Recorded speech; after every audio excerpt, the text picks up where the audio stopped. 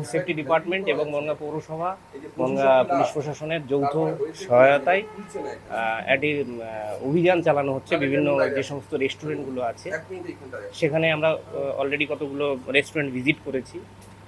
তো বেশ কিছু রেস্টুরেন্টে ডেট এক্সপায়ার, পুরনো মানে খাবার যেগুলো ফ্রিজিং করা আছে সেগুলো এই মুহূর্তে আমরা বাজেয়াপ্ত করেছি এবং বেশ কিছু কাগজপত্রের সমস্যা আছে, সেগুলো আমরা দেখে নিচ্ছি।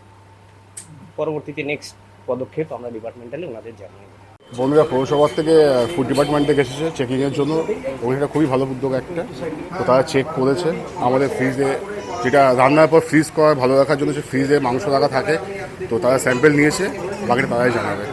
সেগুলো আমরা কোনোটা ইউজ করিনি, কোনোটা ফেলা ছিল, সেখান থেকে তারা নিয়েছে, ওটা এক্সপায়ার রয়েছে, ওটা ইউজ হয়নি, সিল প্যাকই রয়েছে ওগুলো।